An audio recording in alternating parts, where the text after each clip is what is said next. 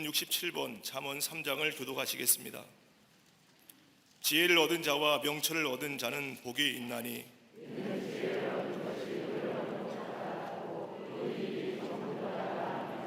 지혜는 진주보다 귀하니 내가 사모하는 모든 것으로도 이에 비교할 수 없도다.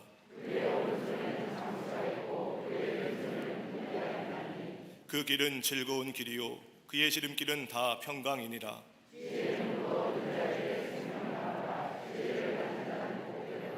여호와께서는 지혜로 땅에 터를 놓으셨으며 명철로 하늘을 견고히 세우셨고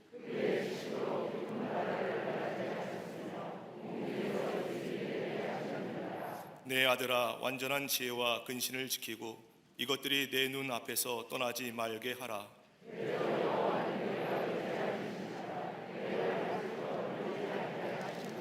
아멘.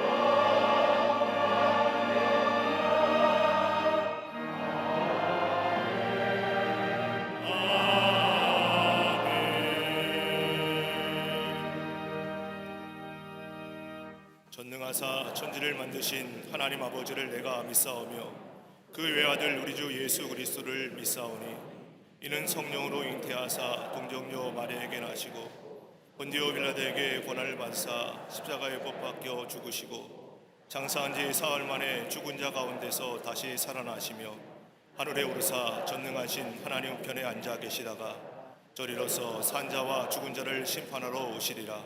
성령을 믿사오며 거룩한 공회와 성도가 서로 교통하는 것과 죄를 사하여 주시는 것과 몸이 다시 사는 것과 영원히 사는 것을 믿사옵나이다. 아멘.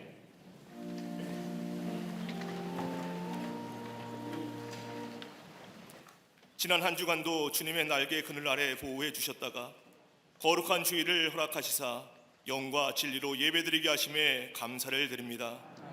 주일 예배를 통해 모든 상황을 압도하는 성령의 능력으로 온 교회를 충만케 하여 주시옵소서. 지난 주간의 삶을 돌아볼 때 분별력 없는 부와 내동으로 믿음을 방해하는 악함과 게으름의 불신앙을 회개하오니 예수 그리스도로 옷 입게 하사 주님과의 연합을 완성해가는 복된 인생으로 변화시켜 주시옵소서. 대한민국을 하나님의 절대적인 안전망 안에 거하게 하시는 하나님 아버지, 제한 없는 하나님의 능력을 의지하며 납작 엎드릴 때 복음의 부유하심으로 여러 난제들을 극복하게 하사 회복과 부흥의 영광이 가득하게 하옵소서. 차별금지법과 사업법 개정안과 같은 기독교 관련 정책들도 성경적 가치와 기준에 입각해 다시금 올바로 세워짐으로 교회와 사회, 가정과 학교가 지켜지게 하옵소서. 남북관계에 하나님께서 역사하시는 온전한 평화 모두가 정착되게 하시며 피 흘림 없는 복음적 평화 통일을 위해 기도하는 성도들의 간구를 들으시사 제사장 나라로 귀히 쓰임받게 하옵소서. 튀르키예와 시리아의 무너진 들판에도 복음에 대한 수용성이 높아지는 영적 변화가 일어나 그리스도의 계절이 속히 도래하게 하옵소서. 안디옥 개신교회가 끔찍한 비극으로부터 큰 선을 이끌어내실 하나님을 절대 신뢰하며 대참사를 계기로 이슬람 신앙에 계속해서 고수하고 있는 저 튀르키예 땅에 무슬림 의식 변화에 지각 변동을 일으키시는 소망의 신원지로 쓰임받게 하여 주시옵소서. 광매 재단을 헛된 일을 꾀하는 세상에 살기를 제시하는 교회로 이끄시는 하나님 아버지, 오직 순종과 충성으로 믿음의 노를 저어가는 부서와 기관마다 재능대로 헌신하는 선한 청지기로 가득하게 하옵소서. 모이게 힘쓰는 속회와 선교회마다 부정적 전염성이 가득한 세상을 치유할 영적 백신으로 온전히 비상하게 하옵소서. 트리니티 성서대학원과 주일 교육 프로그램을 통해서 영적으로 성숙하고 믿음의 터를 견고히 다지는 믿음의 산실이 되게 하옵소서. 사순절을 보내면서 기도의 간절함과 절박함으로 갈릴리 새벽 기도에 나와 하나님 앞에 간절히 기도하는 성도들을 들으시사 우리 죄 때문에 창에 허리 상하신 예수님을 깊이 묵상할 때 눈물이 메마른 저희 가슴에 은혜의 눈물이 영적 부흥으로 파도치게 하옵소서. 균형 잡힌 성령의 사람으로 자라가는 교회, 학교와 어린이집, 샤이닝 부서와 사랑부, 청년부와 청장년부마다 다음 세대에 주님과의 영적 공감 능력을 회복시키는 좋은 터전을 쌓는 토대가 되게 하옵소서. 동탄 강림교회와 잠비아 선교센터가 세워짐으로 어그러지고 거스르는 세상에 생명의 말씀을 밝히는 거룩의 등대로 쓰임받게 하옵소서. 새 생명 가득한 유아 세례를 베풀 때 세례받는 아이들에게 영적 최고의 자아상을 가지고 믿음으로 성장하는 은혜를 베풀어 주옵시며 국가적인 저출산 문제도 회복시키시는 은혜가 이 땅 가득하게 하옵소서. 위기의 때를 살아가는 가정과 일터마다 은혜의 구름 기둥과 불기둥으로 인도하시사 화평과 평안과 안전이 넘치게 하여 주시옵소서. 주의 재단과 한국교회, 세계순교의 사명을 가슴에 품고 주신 비전을 거침없이 담대하게 펼쳐나가시는 담임 목사님께 다윗에게 임한 성령의 능력과 은혜를 덧입혀 주시사 하나님의 손에 들려진 능력의 도구로 쓰임받게 하옵소서. 오늘도 주의 말씀 대언하실 때 듣는 이들마다 선포되는 말씀을 통해 걱정과 염려를 물리치는 믿음의 확신으로 복음적 삶을 살아가게 하여 주시옵소서. 함께 예배드리는 광림 남교회와 서교회, 북교회와 국내 선교지, 방송으로 예배드리는 성도들 가운데도 주일 예배를 통해 작정된 하나님의 뜻을 분별하게 하사 새 창조의 신선한 진리로 충만하게 하옵소서. 강단을 아름답게 장식한 손길과 거룩한 예배를 위해 여러 모양으로 섬기는 이들마다 성령님의 보호하심과 인도하심의 선순환이 충만한 인생 되게 하시사 동서남북 어디로 가든지 이기고 또 이기게 하옵소서. 병상에서 치유하심을 사모하는 이들마다 가시와 약점을 통해 하나님의 권능을 체험케 하사 낙심의 자리에서 벌떡 일어나게 하옵소서. 주님의 무한한 능력을 찬양하며 감사하는 갈릴리 성가대와 오케스트라의 찬양을 기쁘게 받으시사 예배의 자리가 경외의 자리로 변화되게 하여 주시옵소서. 오늘도 저희에게 은혜를 베푸사 육적 회복과 영적 부흥의 창문을 활짝 열어주시는 우리 주님 예수 그리스도의 이름으로 감사하며 간절히 기도드리옵나이다. 아멘. 하늘에 계신 아버지 이름 거룩하사 주님 나라 임하시고 뜻이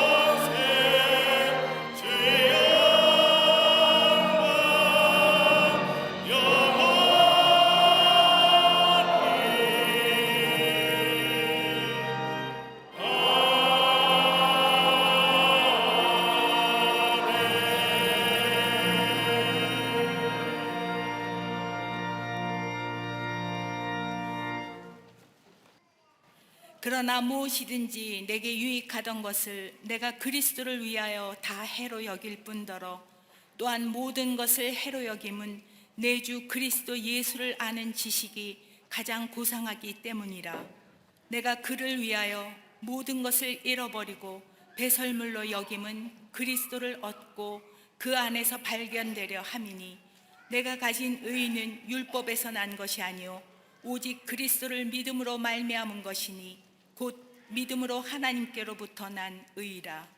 내가 그리스도와 그 부활의 권능과 그 고난의 참여함을 알고자 하여 그의 죽으심을 본받아 어떻게 해서든지 죽은 자 가운데서 부활에 이르려 하노니 내가 이미 얻었다 함도 아니요 온전히 이루었다 함도 아니라 오직 내가 그리스도 예수께 잡힌 바 된 그것을 잡으려고 달려가노라.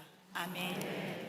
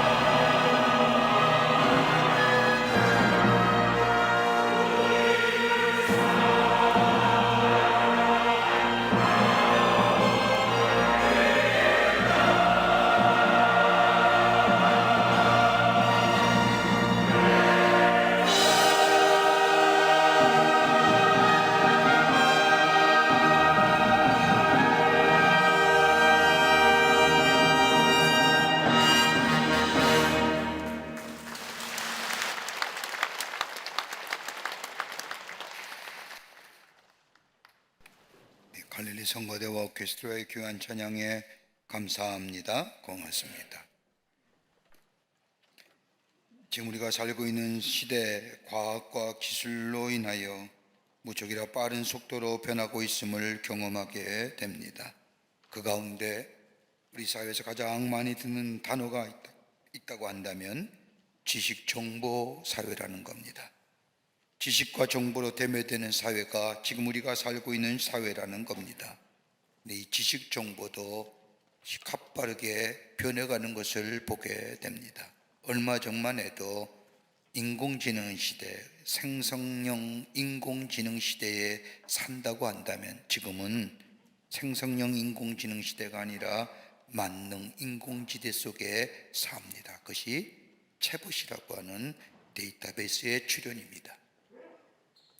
근데 문제는 우리가 많은 지식을 갖고 있지만 이 지식의 깊이가 너무 얕다는 겁니다.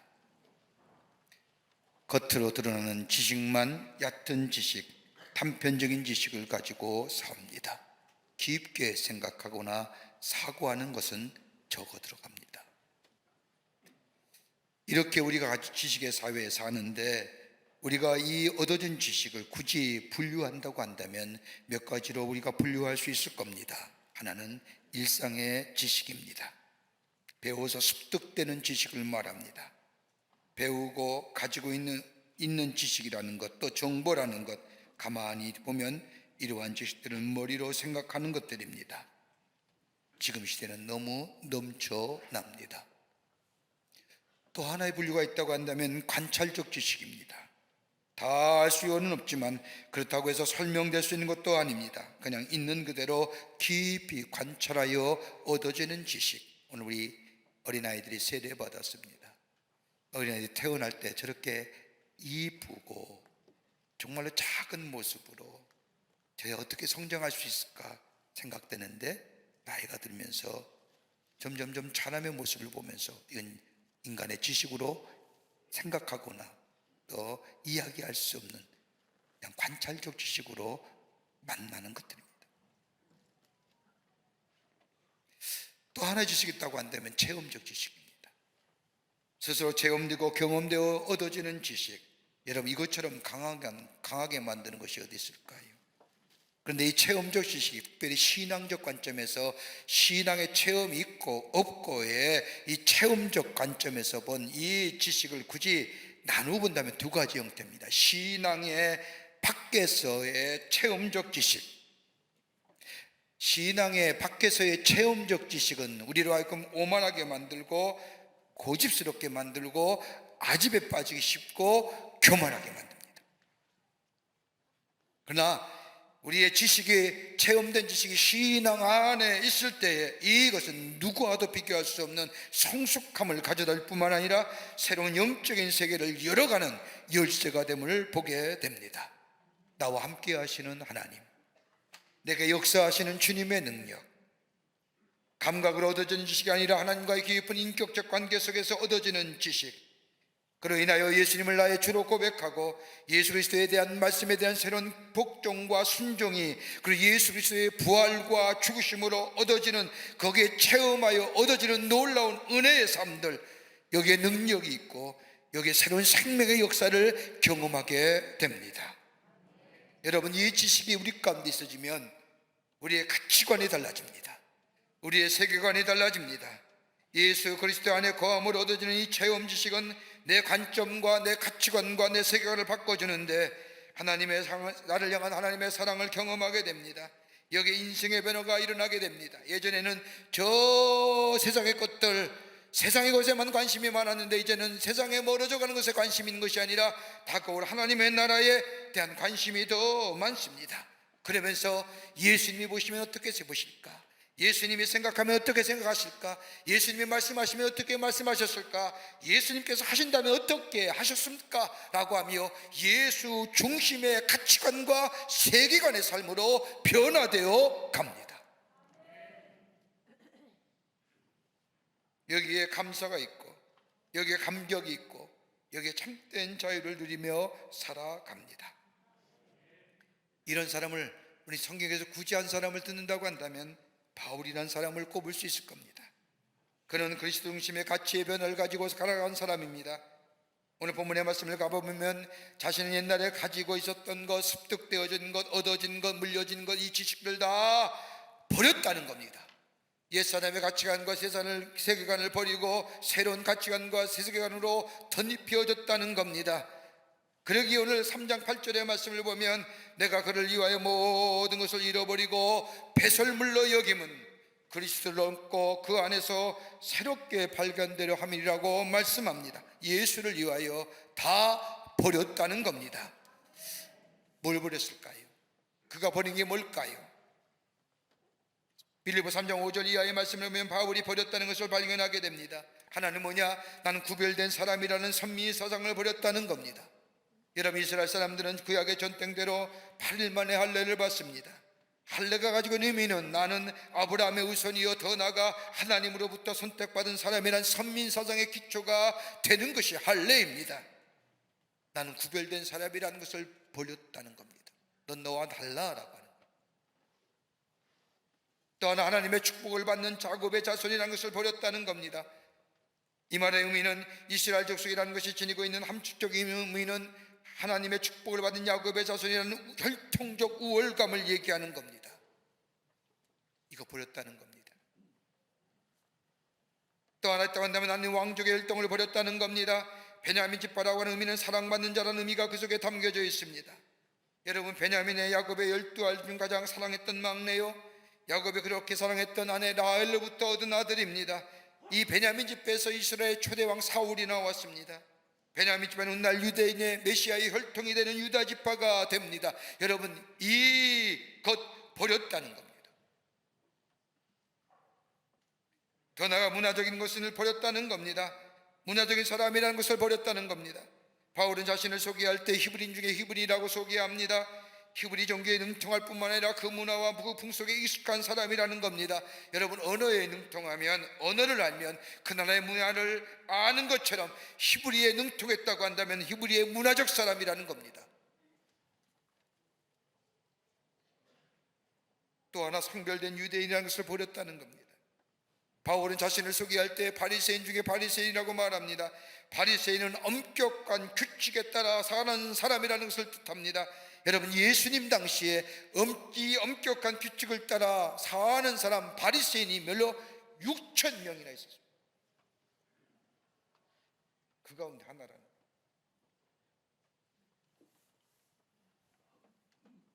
또 하나 있다면 종교적인 명문을 버렸다는 겁니다. 열심히 교회를 핍박했던 사람이라고 자신을 말합니다. 유대교의 극렬분자여 적극적인 사람입니다. 자신이 가지고 있던 것에 대하여 한 채의 양보도 없던 사람입니다.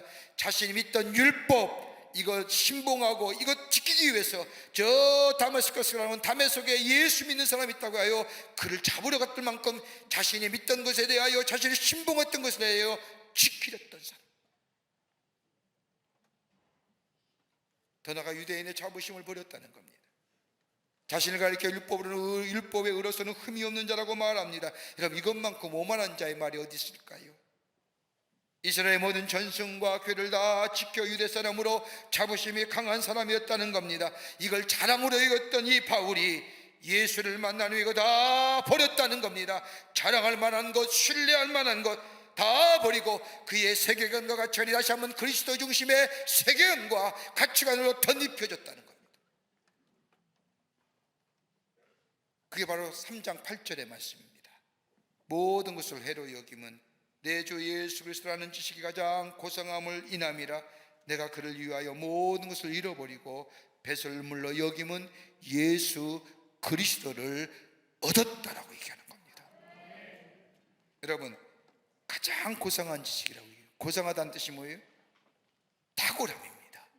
뛰어남입니다. 변줄 데가 없는 겁니다. 바울이 이토록 가장 고상한 지식, 가장 고상한 지식에 서서 살아가기 위해서 어떤 모습의 삶이었을까요? 탁월하고도 뛰어나고 절대 가치의 삶, 어떤 것을 얻게 될 때에 가능한 걸까요? 오늘 본문의 말씀을 통해서 함께 말씀을 나누며 은혜 받기를 원합니다. 첫째는 예수 그리스도를 체험했다는 겁니다. 예수 그리스도를 아는 지식이 가장 고상하다는 것은 예수 그리스도를 체험했다는 겁니다. 오늘 빌립보서 8절에, 오늘 본문의 말씀 8절의 말씀을 보면 예수 그리스도를 아는 지식이 가장 고상함이라. 바울은 여기에 그치지 아니하고 내가 그를 위하여 모든 것을 잃어버리고 배설물로 여김은 그리스도를 얻었다라고 말합니다. 여러분, 예수 그리스도를 안다는 것은 추상적이고 논리적이고 이성적이고 합리적인 지식의 차원이 아니라는 겁니다. 안다는 것은 체험한다는 것이요, 여기서 안다는 것은 예수 그리스도의 인격과 인격의 만남을 얘기하는 겁니다. 인격과 인격의 관계로 아는 것을 말합니다. 이것을 체험된다고 말하는 겁니다. 여러분, 우리가 사랑한다고 얘기한다고 하면 여러분 포옹한다고 해서 아는 것이 아닙니다. 손과 손을 잡는다고 해서도 알아지는 것이 아닙니다. 여러분, 사랑이 귀하다고 해도 그 사랑을 알지 못하면 그 사랑은 아무것도 아닌 것처럼 사랑이란 것은 체험되어야 되고 경험되어야 되고 더 나아가 내 마음속에 느껴질 때야 그것이 사랑이라고 깨닫게 됩니다. 그럴 때 고맙고 금할 때에 인격과 인격이 통하게 되는 겁니다. 여러분 누가복음 15장에 보면 탕자의 비유가 나옵니다. 아버지의 산을 가지고 탕진하여 돼지의 쥐엄 열매로 배를 채우다가 아버지의 품으로 돌아옵니다. 용서할 수 없는 아들입니다. 아버지의 산을 가지고 다 써버린 아들. 근데 탕자가 아버지의 집에 돌아올 때에 그는 자기가 누구인지를 알지 못했습니다. 그저 돌아올 때에 자기 인식은 나는 무능한 사람이요 배반자요 아버지께 죄를 지은 사람이요 용서받지 못할 죄인이라고 생각했습니다. 그런데 이 아들이 돌아와 아버지를 만나게 될 때 아버지는 그를 영접하며 반지를 끼워주고 자색옷을 입히고 손을 잡아 잔치를 베풀고 그리고 기뻐합니다. 이 모습을 본 이 둘째 아들이 비로소 내가 어떤 사람인가를 깨닫게 됩니다. 소중한 자, 사랑받는 자. 어떻게 가능해요? 인격과 인격의 만남이 있게 될 때에 나라는 존재가 얼마나 소중한 존재인가를 비로소 깨닫게 됩니다. 아버지의 사랑을 받고 보니 나를 새로운 존재와 가치 있는 존재로 만들어준다는 겁니다. 그러기에 요한복음 3장 16절의 말씀을 보면 하나님의 세상을 이처럼 사랑하사 독생자를 주셨으니 이는 저를 믿는 자마다 멸망치 않고 영생을 얻게 하려 하심이니라. 예수를 영접할 때에, 예수를 체험하게 될 때에, 예수를 알게 될 때에, 그리고 예수를 나의 삶의 구원의 주로 모시게 될 때에 내 안에 새로운 역사가 일어납니다. 나의 생활이 달라집니다. 내 영혼이 새로워집니다. 그토록 탐닉했던 세상 것이 사라질 것 헛된 것인 줄 알면서도 그것 쫓았던 삶이 이제 멀어져가는 것에 대하여 아쉬워하고 안타까움이 아니라 다가올 새로운 나라, 새로운 소망에 대하여 기대감을 가지고 삽니다. 내 안에 분노와 내 안에 불만과 불평이 가득 찬 나의 삶, 예수를 만나고 예수를 체험하고 예수의 사랑을 깨닫게 되니 내 마음속에 다른 사람을 향한 분노가 눈 녹듯이 사라집니다. 사랑하지 못할 것이 없습니다. 이것이 바로 예수를 아는 겁니다.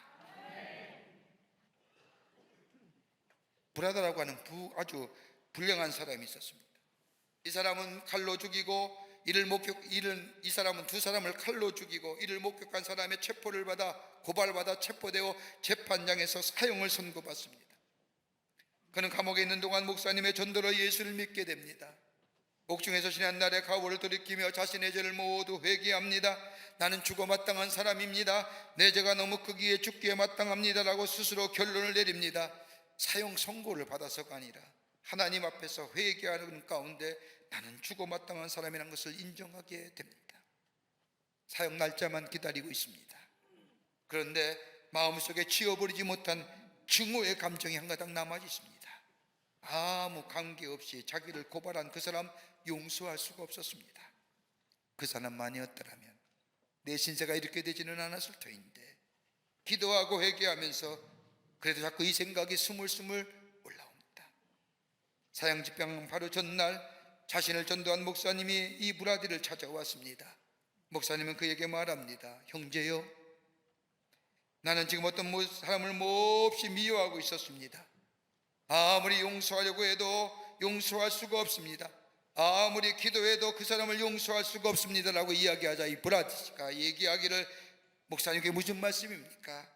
용서에 무슨 조건이 있겠습니까? 무조건 용서해야지라고 말합니다. 그러자 이 목사님이 브라디의 손을 꽉 잡으며 떨리는 음성으로 말합니다. 예, 맞습니다. 나는 이제 당신을 용서합니다. 당신이 내 사랑하는 동생을 죽였습니다. 내가 아무리 당신을 용서하려고 해도 용서할 수 없었는데 당신을 만나고야 비로소 당신을 용서할 수 있게 되었습니다 라고 말하자 이 브라디는 순간 충격을 받습니다. 그리고 정적이 흐른 후에 입을 열어 이야기합니다. 목사님, 대단히 죄송합니다. 저를 용서해 주십시오. 이제는 저도 나를 고발한 그 사람을 용서하게 되었습니다 라고 말하는 순간 그의 마음속에 온전한 평안이 임하였다고 합니다. 바울이 고상한 지식이라는 것, 내가 가진 것 다 버렸다는 것, 하나님의 사랑이 십자가의 놀라운 대속의 은혜가 내가 가졌던 혈육이고 도덕적이고 종교적인 것이 나를 변화시키지 못했지만 내가 예수를 만나고 예수의 십자가 사랑을 체험하는 후에 나는 새로운 존재, 보는 것이 달라지고 대하는 태도가 달라지고 내 마음의 감정이, 내 생각이 새로운 존재로 바뀌어졌다는 것. 그러기에 예수를 아는 것만큼 가장 고상한 지식이 없다고 고백하는 겁니다. 우리가 가장 고상한 지식의 소유자인 줄 믿습니다. 두 번째는, 바울은 예수를 얻는 것이라고 얘기합니다. 다른 말로 말하면 가장 고상한 지식의 두 번째는 예수를 소유하며 사는 겁니다. 얻는다는 것은 예수를 소유한다는 것을 말합니다. 아는 것, 경험되어진 것, 체험되는 것으로 끝나는 것이 아니라 예수님이 내 안에 계시고 내가 그 안에 있어 서로 연합하고 교통하는 것을 말합니다. 다른 말로 말하면 예수님은 나의 삶의 주인 되어 주십니다. 내 모든 것을 책임져 주신다는 놀라운 고백 연장선상에서 살아가는 인생. 그렇게 이 삶에는 능력이 있으며 이 삶에는 예수의 역사하심이 삶에서 나타날 뿐만 아니라 내가 하는 일이 예수님께서 하신 일이 된다고 하는 고백이 됩니다. 그러게 요한복음 1장 12절의 말씀을 보면 영접하는 자 곧 그 이름을 믿는 자에게는 하나님의 자녀가 되는 권세를 주셨다고 말합니다. 여러분, 예수를 영접하면 예수와 인격적인 만남 속에 예수를 내 안에 주인 되시오, 예수가 나의 삶의 주인 되시고 내가 그의 소유가 되면 특권이 생깁니다. 하나는 뭐요? 하나님의 자녀가 되는 권세를 주셨습니다. 또 하나는 하나님 나라의 권세입니다. 여러분, 하나님의 자녀가 누리는 특권이 뭡니까? 우리 안에 구원이 있습니다. 구원이나 영원한 생명을 얻습니다. 이것뿐만 아니라 하나님을 아바 아버지라 부르며 하나님의 보좌에 나아가 하나님의 이름을 부르며 기도합니다. 여러분, 그 기도를 드는 순간 우리 하나님은 응답해 주십니다. 기도할 때에 하나님의 이름을 자유롭고 마음껏 아바 아버지라 부르며 기도할 때 우리 하나님은 외면하지 아니하시고 그 사랑하는 자녀의 기도를 들어 주십니다. 이게 자녀된 자의 특권입니다. 그러게 마태복음 7장 7절부터 11절의 말씀을 보면 구하라 그러면 주실 것이요, 찾으라 그러면 찾을 것이요, 문을 두드리라 그러면 열릴 것이니 구하는 이마다 열릴 것이요, 얻을 것이요, 찾는 이가 찾을 것이요, 두드리는 이에게 열릴 것이니 너희 중에 누구의 아들이 떡을 달라 하면 돌을 주며 생선을 달라 하면 뱀을 줄 자가 있으겠느냐. 하물며 악한 자라도 좋은 것으로 자식에게 줄 수 있거든. 하물며 하늘에 계신 너희 아버지께서 구하는 것으로 자에게 좋은 것으로 주시지 않겠느냐라고 하는 거예요. 여러분, 이게 자녀된 자의 특권. 또 하나 특권이 있다고 하면 하나님 나라의 권세입니다. 능력입니다. 힘입니다. 여러분, 세상의 사람들은 힘과 능력을 구하며 삽니다. 그것이 물질이든 권력이든 저 돈이든 그것이 있으면 마치 제가 힘이 있는 자처럼 생각하지만 여러분, 가만히 가보면 그것은 우리에게 힘을 주는 것이 아니라 오히려 두려움과 염려와 공포를 가져다 주시죠. 왜요? 사라질까봐, 없어질까봐, 잊어버릴까봐. 그러나 하나님의 자녀가 되면 하나님 우리에게 능력을 주십니다. 다름이 아니라 내 안에 나 혼자가 아니라 우리 예수님이 나와 함께 하시는, 그로 인하여 예수의 능력이 나의 능력이 됩니다. 내 마음의 불안과 염려와 두려움을 멀어집니다. 이길 수 있습니다. 여러분, 요즘에 가장 흔한 질병이 뭡니까? 뭐 감기, 바이러스. 이것보다 조금 중증으로 모든 사람이 다 두려워하는 증이 공황장애. 조금만 하면 공황장애 걸렸대요. 그 약 드세요. 여러분, 공황장애가 뭐예요? 불안과 염려와 두려움이 가득할 때, 그 불안과 두려움과 염려가 나를 꼼짝하지 못할 때에 공황장애라고요. 예수 안에 있는 사람은 이 두려움이 사라진다니까요. 우리가 부르는 찬송가 있으니까 예수가 함께 계시니 두려움이 겁없다고 얘기해요. 내 능력으로 이기는 것이 아니라 예수가 내 안에 계심으로 저 죽음의 권세와 사막의 권세를 이기신 예수 그리스도의 십자가의 능력이 내 죄를 사할 뿐만 아니라 그로 인하여 내 안에 있는 두려움과 염려와 불안과 공포의 것들을 물리치게 하시는 역사, 예수와 함께 계시기에 넉넉히 승리하게 2차 세계대전 시에 전쟁으로 인하여 죽은 청년의 수가 30만 명이라고 합니다. 그런데 아들과 남편을 전쟁터에 보내고 근심과 염려와 불안 가운데 심장병으로 죽은 사람의 수가 100만이라고 얘기합니다. 통계에 의하면 사람들이 걱정하고 불안하는 가운데 여러분 40%는 과거의 것입니다. 한번 강감히 생각해 보세요. 50%는 미래의 것입니다. 10%만 현재의 것입니다. 여러분, 불안과 염려와 두려움이 엄습할 때마다 하나님의 자녀의 권세의 특권인 기도하면서 그 불안과 염려와 두려움을 이긴 사람이 있다고 하면 에브라함 링컨입니다. 남북의 전쟁, 노예를 해방하기 위한 전쟁, 인류의 보편적인 자유와 진리를 위한 전쟁, 참으로 어려움이 많았습니다. 그때마다 그는 그 어려움과 두려움과 불안함이 마음속에 찾아올 때에 그가 읽었던 성경 말씀은 시편 34편 4절의 말씀에 내가 여호와께 구하였더니 내게 응답하시고 내 모든 두려움에서 나를 건지셨도다. 불안과 염려와 두려움이 엄습할 때마다 그는 그 말씀을 피고 하나님 앞에 엎드려 기도합니다. 얼마나 많이 이 성경의 구절을 가리켰는지, 그가 읽었던 이 성경 말씀에 시편 30편 말씀에 얼마나 많이 손가락을 짚어가며 읽었는지 그 자리에 움푹 빠졌다.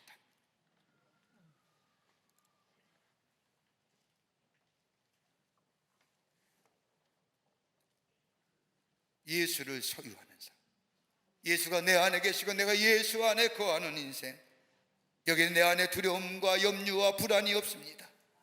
다른 사람이 잊어버릴까봐, 사라질까봐 그로 인하여 두려워하고 불안하지만 예수와 함께 계시기에, 예수가 내 안에 계시고 내가 예수 안에 계시기에 예수와 함께 동행하는 삶에 불안과 염려가 아니라 시험이 와도 겁없고 두려움이 와도 겁없는 주님이 나와 함께 하시기에 그 시험을 이기고 두려움을 이길 뿐만 아니라 그로 인하여 주의 주시는 축복 안에서 기쁨과 감사에 넘치는 복된 삶 살아가기에 이것만큼 고상한 지식이 없다는 겁니다.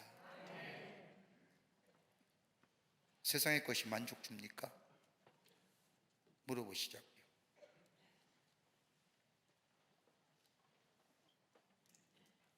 또 하나, 바울은 그리스도 안에서 새로워지는 것이 바로 고상한 지식이라고 얘기합니다. 새로워지는 것.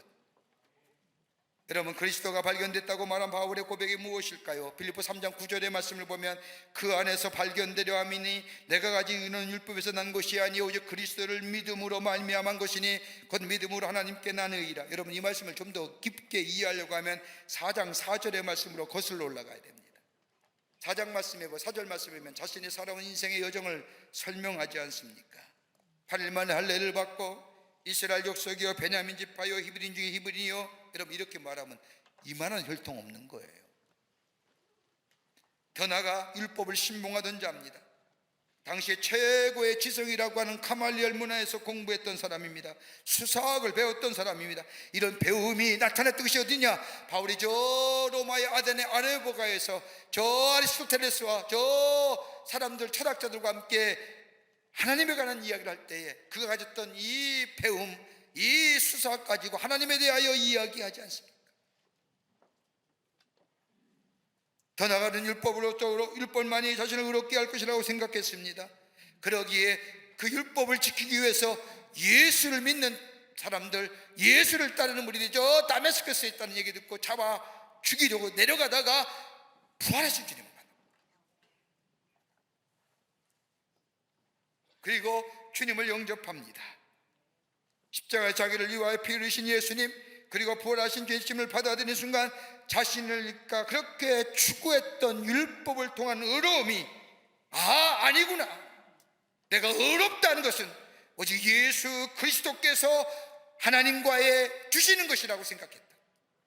그러기에 바울은 이것을 깨달은 후에 그가 고백하는 내가 그리스도를 위하여 다 해로 여길 뿐더러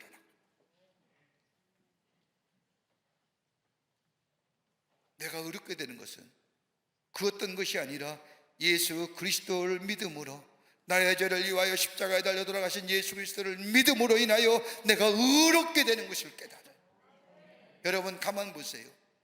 아담과 하와가 살던 저 에덴 동산에 여러분 의라는 것이 없었어요. 죄라는 것도 없었어요. 오직 하나님의 얼굴을 보며 하나님과 대면하며 함께 거했던 그 에덴 동산에 인간의 불순종으로 인하여 하나님이 따먹지 말라는 선악과를 따먹게 될 때에 죄가 들어왔습니다. 죄의 모습은 뭐예요? 세 가지입니다. 숨고요, 피하고요, 가리는 것. 죄 지면 우리 안에 이게 있습니다. 숨고 피하고 가림. 두려움의 관계가, 이로 인하여 불안과 염려의 관계가 예수의 십자가로 말미암아 두려움이 변하여 사랑의 관계가 됐습니다. 어둠의 것이 빛으로 바뀌어졌습니다. 진노가 예수 그리스도의 십자가로 말미암아 내 속에 평화의 관계가 되었습니다. 예수를 알고 예수를 받아들 때에 의의 문제가 해결됩니다. 주님 우리를 의롭다 하시잖아요. 왜요? 내 죄가 사해졌잖아요. 내 하나님의 의가 예수 그리스도의 십자가 위에 나타났으므로 예수를 믿으면 내 의가 아닌 하나님의 의로 하나님과의 올바른 관계를 맺게 됩니다. 그러기에 오늘 3장 9절에 바울은 이야기하는 겁니다. 내게 가진 의의는 율법에서 난 것이 아니요 오직 그리스도를 믿음으로 말미암은 것이니 곧 믿음으로 하나님께 난 의의라. 그러면서 로마서 1장 17절에 고백하는 겁니다. 오직 의의는 뭐로 살리라? 믿음으로 살리라.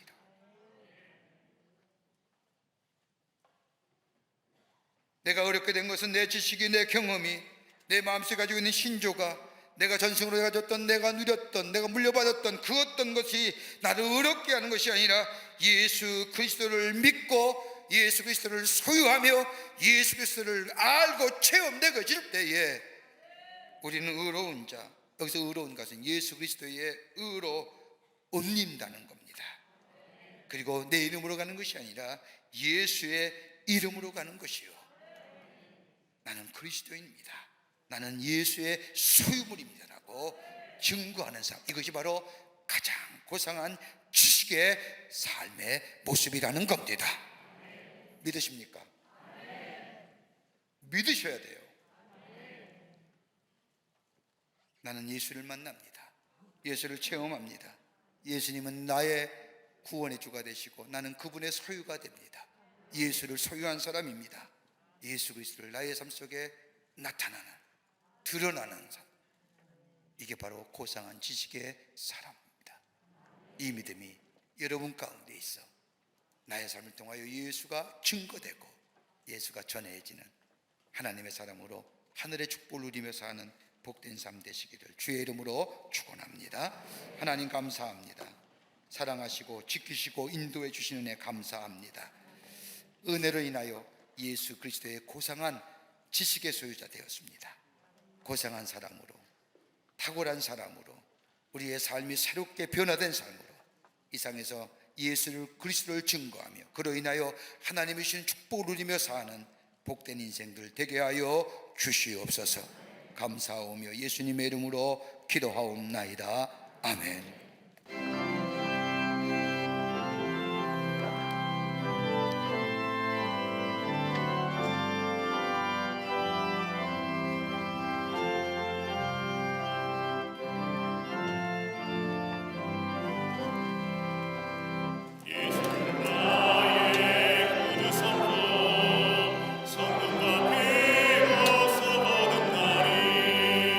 이 세상에서 내 영혼이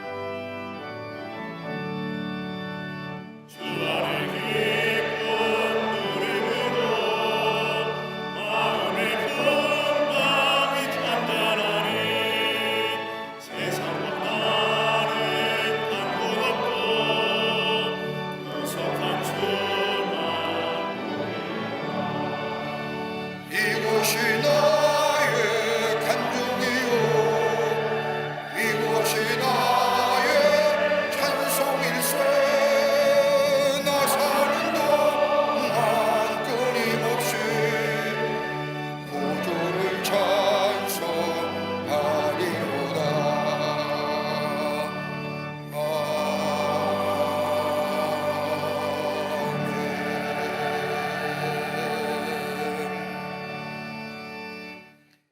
지금은 우주 예수 그리스도의 크신 은혜와 하나님 아버지의 한량없으신 사랑하심과 성령님의 인도하심과 교제하심과 교통하심이 거룩한 주의 날 주의 전에 올라와 하나님 앞에 예배하며 하나님의 말씀대로 가장 고상한 지식의 소유자로 저 세상에 나가 하나님의 사랑으로 하나님의 살아계심을 증거하는 삶으로 살기로 결단하고 성전에 물러서는 우리 모든 사랑하는 광림의 권속들과 영상을 통하여 예배에 참여한 모든 이들 위해 주께서 지금으로부터 영원토록 함께 하시기를 간절히 축원하옵나이다.